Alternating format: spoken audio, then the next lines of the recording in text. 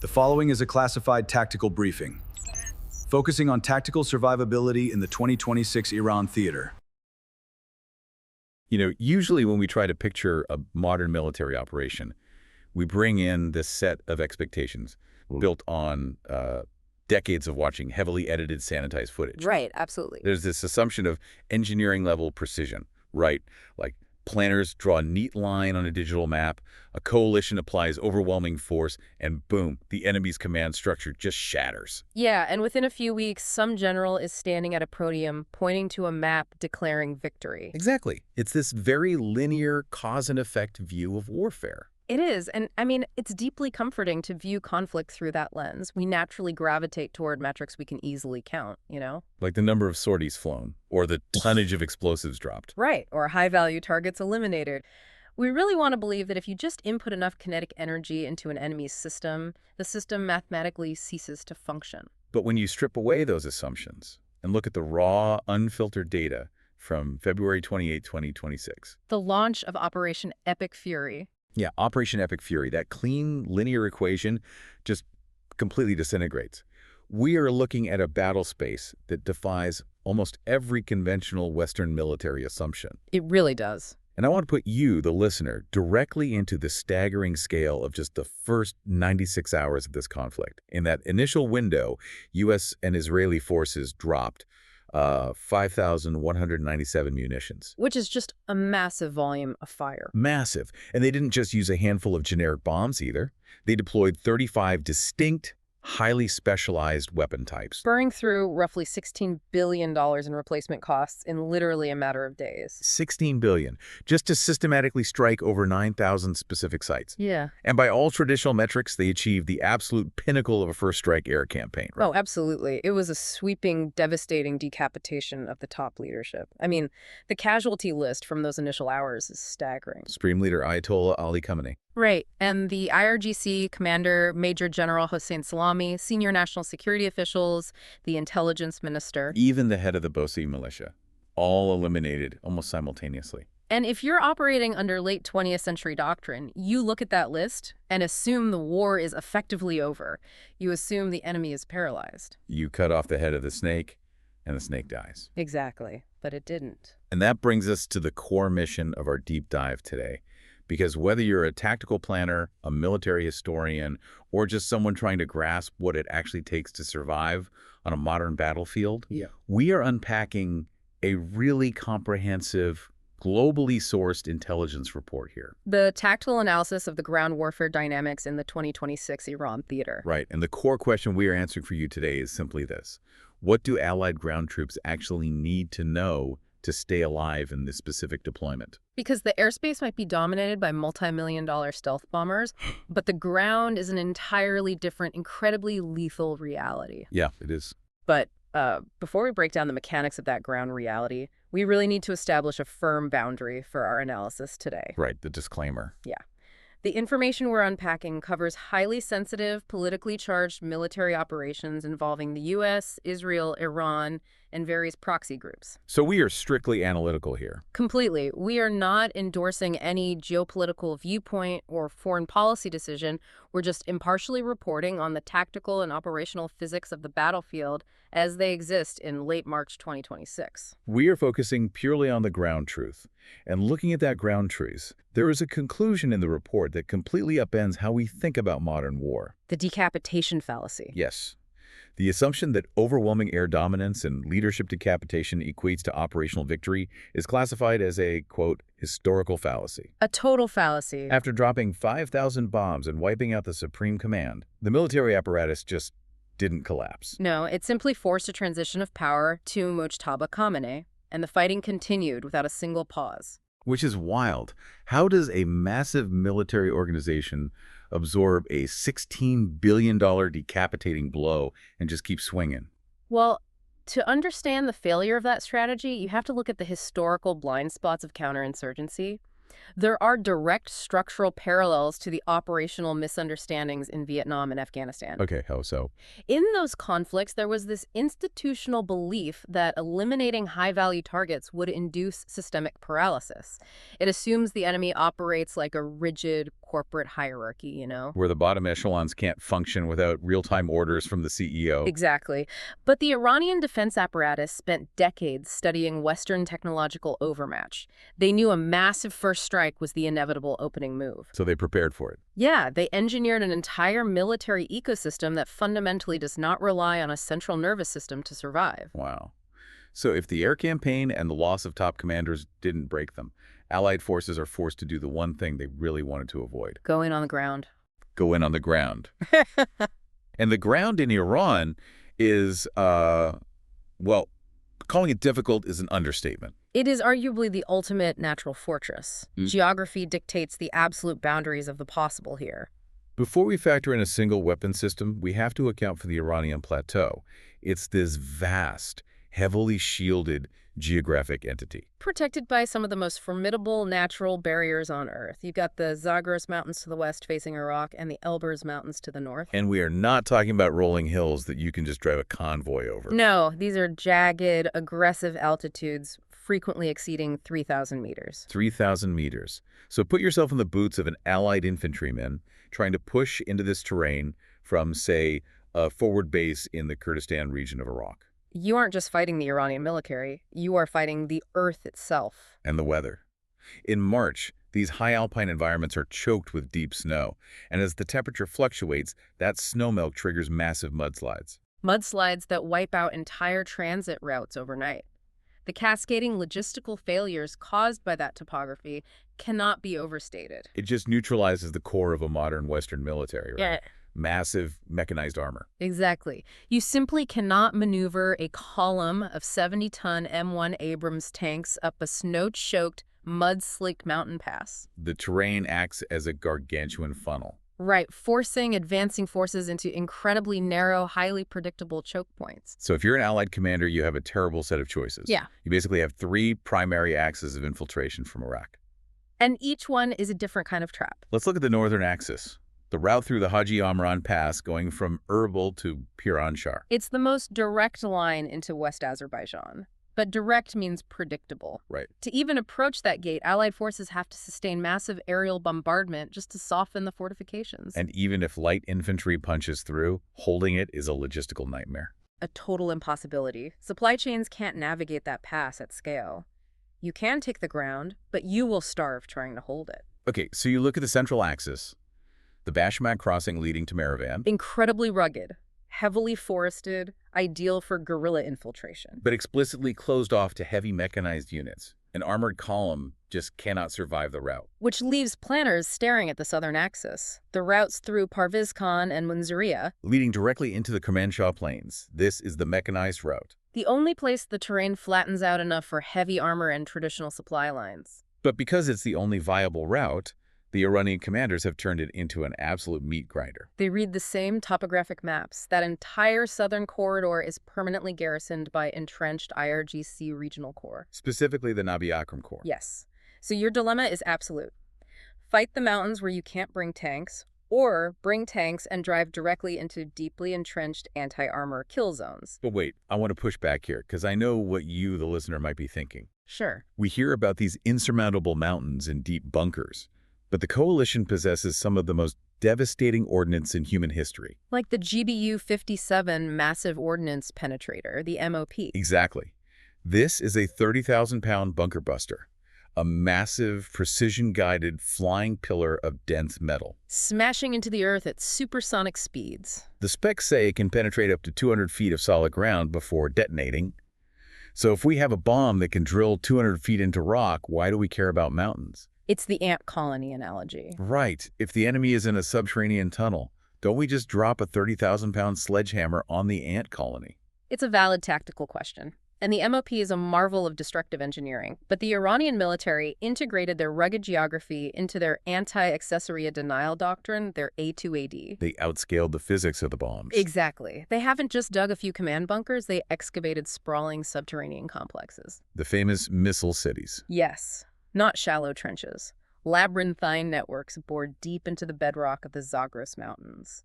Vast interconnected caverns housing ballistic missiles, coastal defense batteries, drone launch bays, tens of thousands of personnel. And they are entirely shielded from orbital surveillance and mathematically insulated from kinetic strikes. Because here is the terrifying math for the troops on the ground.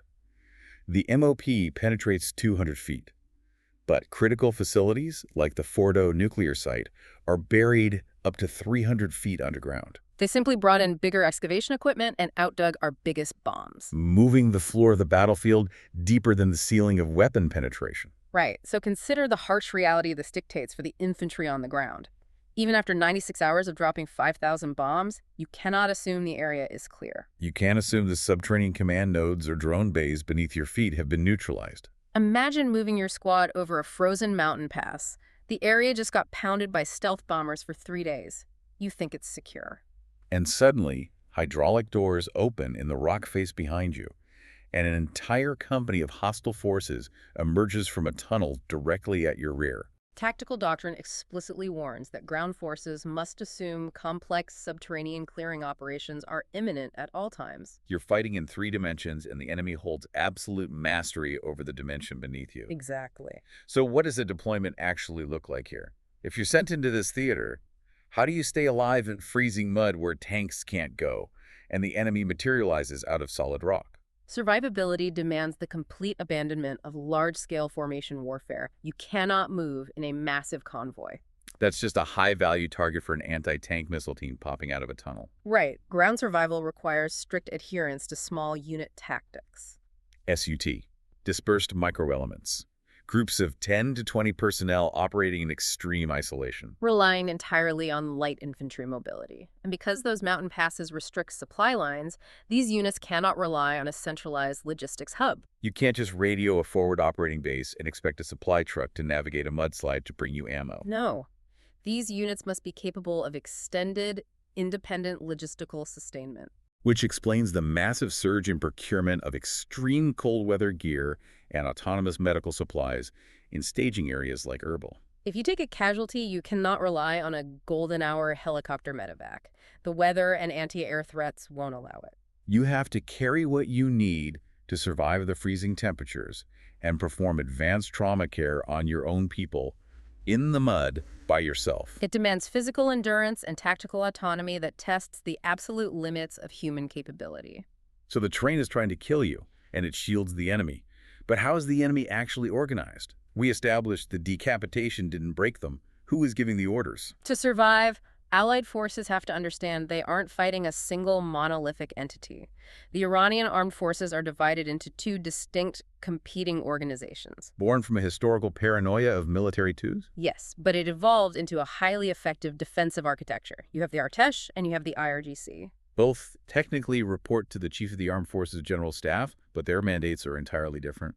The Artesh is the conventional military. Their primary mandate is territorial defense, manning borders, operating legacy armor, managing traditional naval and air defense. The traditional army, they're basically the shield.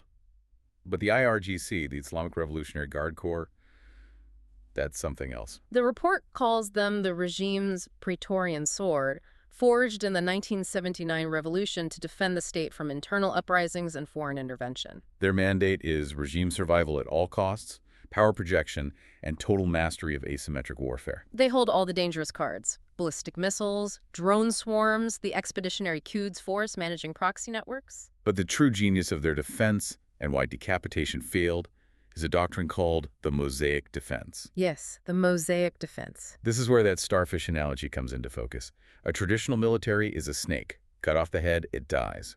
The Mosaic Defense turned the IRGC into a starfish. Cut it into pieces, and each severed limb regenerates into a self-sustaining threat. How do you fight an enemy that doesn't need to call home for orders? You've hit the core of it.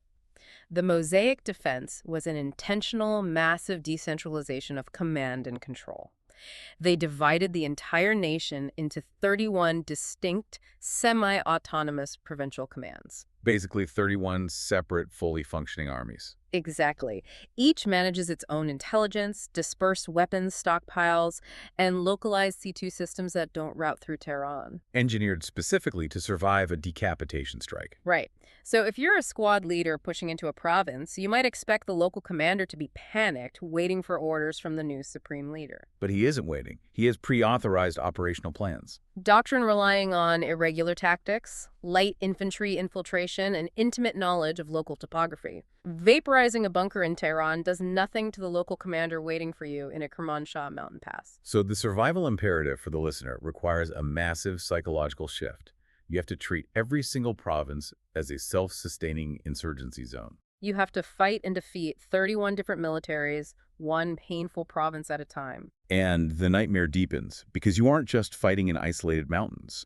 You have to fight in densely populated urban centers. Introducing the third layer, the Basij Resistance Force. The massive paramilitary auxiliary organization. Historically known for human wave assaults, but in 2026, their role is highly specialized, providing suffocating neighborhood-level control in massive cities like Tehran or Shiraz. Because the regime fears a domestic uprising just as much as a foreign armored thrust. Exactly. And the tactics the Basij employ make urban combat an absolute nightmare. They don't wear uniforms or line up in trenches.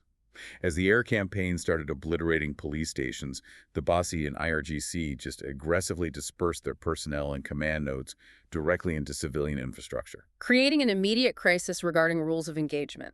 By mid-March 2026, intelligence confirmed they relocated command centers into schools, mosques, and municipal sports complexes. Evading aerial targeting by hiding deeply within the civilian populace, daring the coalition to cause massive collateral damage. Deliberate, systemic commingling. So if you're ordered to secure a city sector, you aren't looking for military bunkers. You're navigating a multi-layered security architecture woven into the neighborhood. Street-level checkpoints manned by plainclothes militants, blending seamlessly with guerrilla units on the second floor of a primary school. And we have data showing how hard it is to crack this. The ACLE data. Yes. By mid-March, 30% of recorded U.S. and Israeli strikes were targeting domestic control facilities. Over 100 police facilities and 70 BC sites. A third of their strike capacity just trying to break internal security. And it didn't work. On March 28 alone, Iranian forces were still launching massive, coordinated raids across Khuzestan, Ardabil, Kerman, and Tehran. The state retained a highly robust capacity to violently police its own urban terrain, even under the heaviest bombardment in history. So any ground insertion faces a highly motivated counterinsurgency force that knows every alleyway and roof access. Right. So let's stack this up. Freezing mud mountains, 31 decentralized armies, urban labyrinths controlled by plainclothes paramilitaries hiding in schools. It sounds insurmountable. It does. But this local infantry force is amplified to a catastrophic level by a weapon system that costs less than the used car. The rapid proliferation of unmanned aerial systems, drones, they have fundamentally altered human survivability on the 2026 battlefield. This is where the economics of modern warfare get crazy.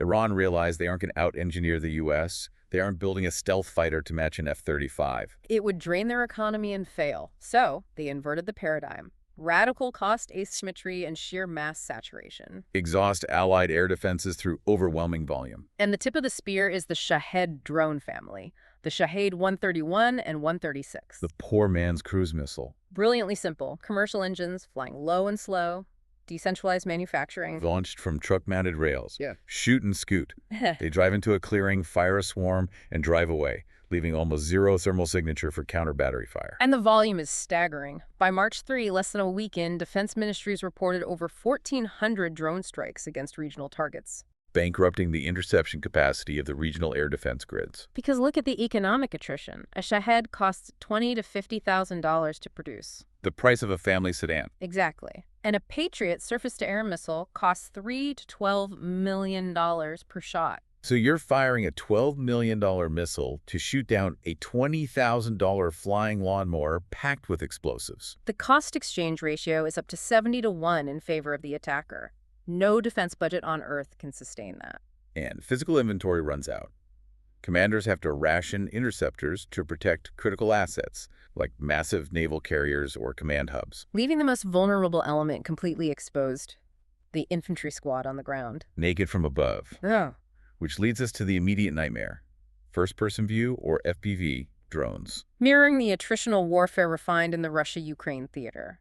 Heavily modified commercial racing quadcopters repurposed as precision airborne mortars. Creating the gray zone, or drone line, a persistent 10-kilometer band spanning the forward edge of the battle area. If you're a soldier or supply driver in that zone, you're under near constant overhead observation followed by kinetic strikes. And the data from precursor conflicts is terrifying. Up to 80% of all casualties came from UAS incidents. 80%. Not artillery, not snipers. A plastic quadcopter with an explosive zip tied to it, flown by a teenager 5 miles away. Because traditional radar-guided defenses are bypassed. They fly too low with too small a radar cross-section. You can't radio for a jet to save you from a drone hovering 50 feet above your head. So what does a grunt on the ground actually do to survive? The adaptations are jarringly low-tech. The report highlights handheld net launchers. To defend air system. Specifically, yes. It allows a soldier to kinetically neutralize an incoming FPV.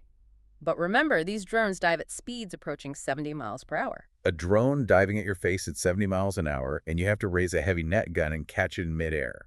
But wait, why a net? Why not just shoot it with a rifle? The physics of the explosive payload. The explosive is a shaped charge with a sensitive contact fuse. If you shoot it with a 5.56 round when it's 20 feet away, it detonates. The blast jet and shrapnel still kill you. Exactly. The net physically entangles the rotors and drops it without triggering the fuse. It's the ultimate desperate defense. But frontline forces have even more primitive barriers. The logistics data shows a massive deployment of cheap physical netting. Stringing it over trenches, vehicles, staging areas, like modern chain link armor. And the principle is simple.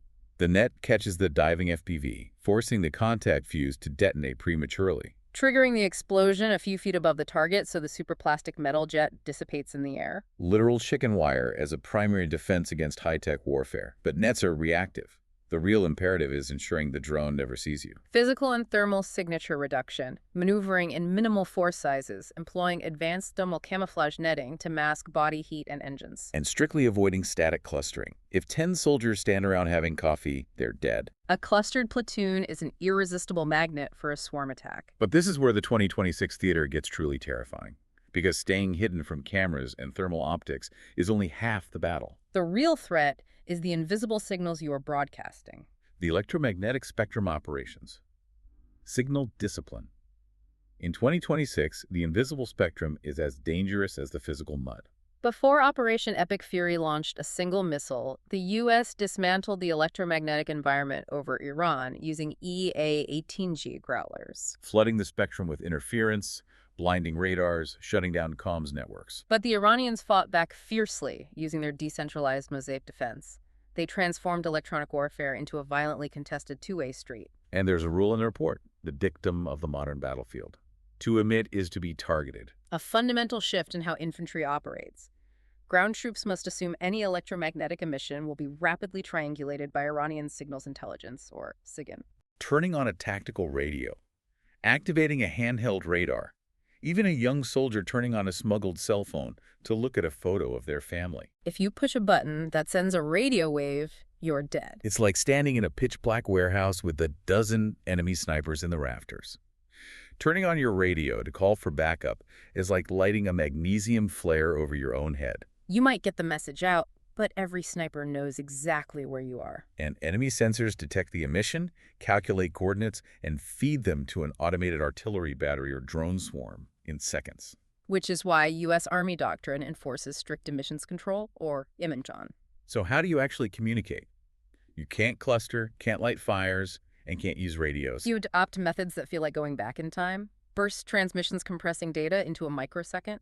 Highly directional antennas aiming a tight beam. And prioritizing physical, wired communications. Troops are returning to World War I tactics, spooling miles of physical copper wire between trench lines for secure comms. And the threat isn't just passive interception, it's active deception. Iran deployed theater-wide GPS spoofing. Broadcasting counterfeit satellite signals stronger than the real ones, slowly feeding false coordinates into receivers. Steering an automated supply convoy into an ambush. Marching an infantry squad off a cliff at night. or steering an Allied precision bomb into a civilian center. And they actively deny access to data networks using kill switch jammers, like the 7787 military-grade model focused violently against Starlink terminals. Severing tactical data networks, cutting units off from drone feeds and higher command, so no GPS, jammed satellite internet, and radios bring down artillery. Are we basically fighting World War II again? In terms of relying on analog skills, yes. But the military has developed advanced technological stopgaps, like inertial navigation systems or INS. The logistics data mentions a massive influx of high-G tactical inertial measurement units, the Stellar 40 or the Vector Nav. They don't rely on space signals. They use microscopic gyroscopes to measure acceleration and rotation, calculating exact position purely based on the physics of movement. Perfect dead reckoning. Yes, allowing navigation in heavily jammed environments.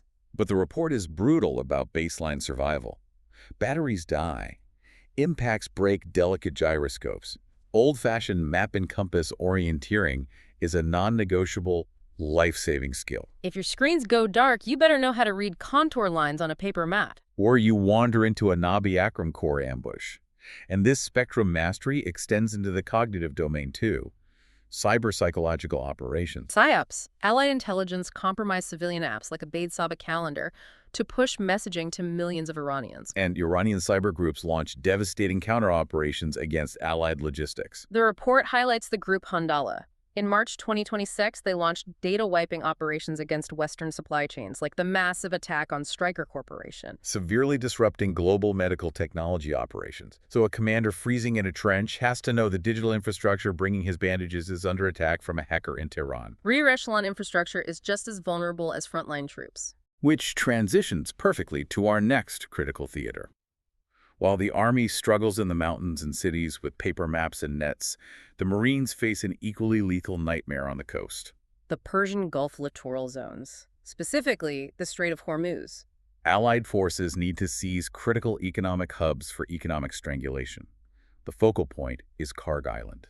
Processing the vast majority of Iran's crude oil exports. And you have thousands of U.S. Marines offshore on amphibious assault ships like the USS Tripoli. But the report dedicates an entire section to the lethal illusion of the beach landing. Because we still picture D-Day at Normandy, landing craft dropping ramps onto the sand. A conventional amphibious assault here is catastrophic. Iran knows they lack a blue water navy. They can't fight a carrier strike group in open water. So they compensate with aggressive asymmetric choke point warfare, waiting for billion-dollar ships to get close to the shallow shore. Using swarms of fast attack craft, hidden anti-ship cruise missiles, and incredibly advanced naval mines. The scale is immense. An estimated stockpile of 6,000 naval mines seated heavily around Karg Island and the Strait of Hormuz. And these aren't rusty, spiked iron balls floating on chains. Not at all. Look at the Mayhem 3. Technically a moored mine, but it uses highly complex magnetic and passive acoustic sensors. It actively analyzes acoustic vibrations and the magnetic footprint of vessels above it. It's waiting for the right kind of ship. Distinguishing between a fishing boat and the massive magnetic signature of an amphibious transport. And it can be programmed to delay activation until the third ship in a convoy passes. Plus, it can engage from over 10 feet away without physical contact. The high explosive detonation creates an underwater pressure wave that physically cracks the keel of the ship, breaking it in half. And if that isn't terrifying enough, there's the Mom 7, the sticking mine. A compact bottom mine designed to sit silently in the mud, targeting shallow draft landing craft and small submarines. And its engineering is insidious because it attacks the primary method of mine sweeping. Its geometric shape and anechoic coatings actively absorb and scatter incoming sonar waves. Acoustic stealth. Literally invisible to active acoustic minesweepers.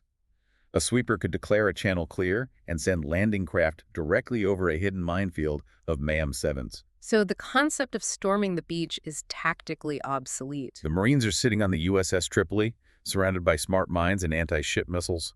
How do they actually complete the mission? The tactical solution relies entirely on vertical maneuver, launching assaults from ships positioned far, far offshore. Well outside the range of coastal minefields. Relying on massive heliborne assaults using MV-22 Ospreys and CH-53 Sea Stallions, bypassing the fortified coast to strike deep inland. Mirroring the highly successful high-risk tactics at Camp Rhino in Afghanistan in 2001. Extreme speed and vertical depth. But even if they secure Karg Island, they aren't safe. And the logistics personnel back at the air bases aren't safe. Because Iran's defense strategy doesn't stop at its borders. The axis of resistance, a vast integrated network of proxy militias across the Middle East. Functioning as a vital mechanism for horizontal escalation, expanding the geometry of the battlefield. Leading Allied forces across multiple fronts simultaneously while maintaining plausible deniability. For deployed troops, the threat is omnidirectional. Let's break down this multi-front harassment. First, Hezbollah out of Lebanon and northern Israel. Iran's most capable proxy, operating like a conventional army with Cornet anti-tank missiles and fiber-optic FPV drones. Drones trailing a physical wire, rendering them entirely impervious to electronic jamming. On March 25 alone, Hezbollah claimed 25 coordinated drone attacks against Israeli positions, Forcing Allied commanders to divert massive resources just to hold the line in the north. Then, looking east, you have Iraqi Shia militias operating in Iraq and Syria. Groups like Kataib Hezbollah using one-way attack drones against isolated forward air bases. Like the severe strikes targeting Balad Air Base, housing hundreds of critical U.S. logistics contractors. Down south, the Houthis in Yemen entering the war on March 27 and 28 with ballistic missiles and threatening global maritime shipping. Choking off supply routes through the Gulf of Aden. And the escalation reaches even further. Militant sleeper cells in Europe. Newly formed groups like HAYI claiming IED and arson attacks against commercial logistics in Belgium and the UK. Projecting asymmetric terror globally. So for a deployed soldier, there is literally no safe rear echelon. The strategy of salami slicing. Salami slicing. Small, persistent attacks designed to inflict continuous casualties and economic costs, just below the threshold of massive retaliation. Slicing away Allied resolve, munitions, and logistics piece by piece. So the survival imperative for you, the listener, is enduring a perpetual, unbroken state of high alert. The concept of a front line is dead. You are always on the front line. Now, it's easy to classify this as a massive asymmetric regional insurgency, but that would be a fatal miscalculation. Because Iran isn't fighting alone. Global heavyweights are actively leveling the playing field. The great power enablers. Iran's resilience is heavily subsidized by technological and intelligence support from Russia and China. Eroding decades of assumed Western military dominance.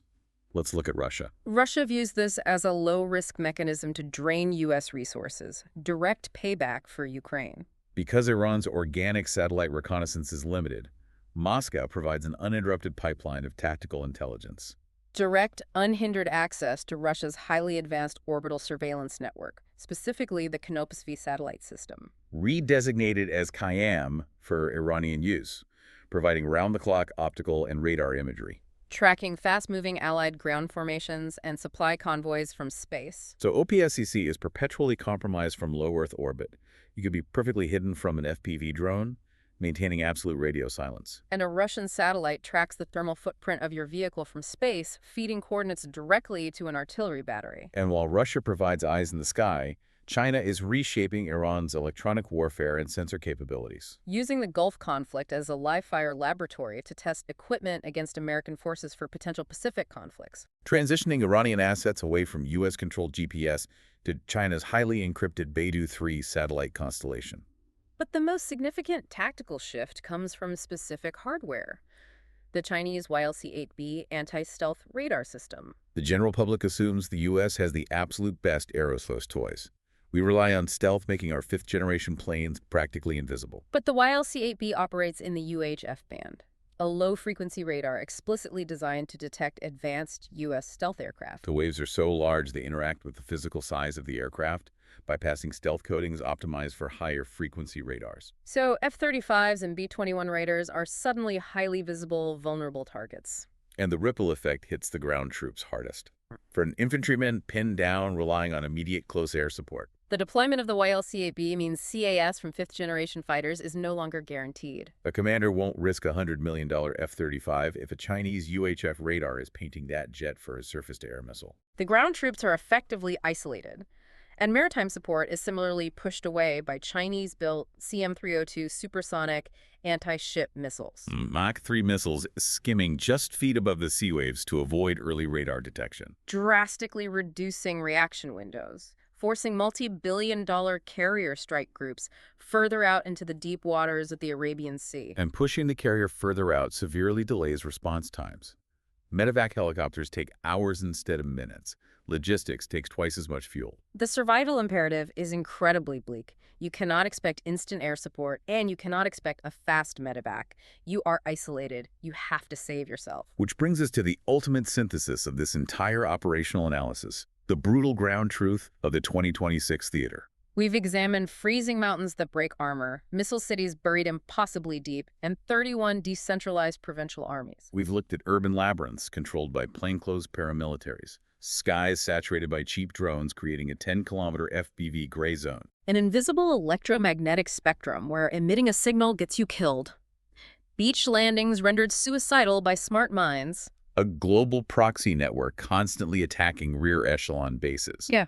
And Russian satellites and Chinese anti-stealth radars amplifying all of it. Survivability demands the complete abandonment of historical military assumptions. No guaranteed air supremacy, no secure encrypted comms, no unhindered logistical resupply. The report concludes Allied troops must essentially mimic the Mosaic Defense they are fighting against. Highly dispersed, low-signature, semi-autonomous elements. Enforcing extreme emissions control, reverting to analog navigation with paper maps and magnetic compasses because the digital spectrum is poisoned. And relying on low-tech kinetic defenses. Catching explosive drones with handheld nets. It is a grueling, multi-domain, high-casualty war of attrition. That cannot be won solely through technological overmatch. Staying alive requires harsh adaptation to deeply physical, deeply analog realities. Which leaves me with a final thought for you to mull over as we conclude this deep dive. We look at the cutting edge of military tech. Billions spent on stealth and sensors. But if modern deployments require our highly trained troops to hide in the freezing mud, to evade omniscient Russian satellites, Right. if they are forced to physically fight off autonomous drones with handheld nets and navigate by paper maps and spool physical copper wire between trenches because the digital spectrum is entirely lethal, It begs the question. are we witnessing the future of warfare actually devolving backward? Will the ultimate super soldier of the 21st century look less like a sci-fi cyborg and more like a World War I trench fighter, caked in mud, surviving purely by their analog wits in the dirt? It's a profound, deeply unsettling question. Because looking back at Operation Epic Fury, dropping 5,000 bombs and spending $16 billion couldn't make the battlefield any cleaner or the victory any faster. It just pushed the ultimate burden of survival deeper into the mud. And that is the exact dilemma planners and soldiers will be grappling with long after the dust settles. Thank you for joining us on this deep dive. We'll see you next time.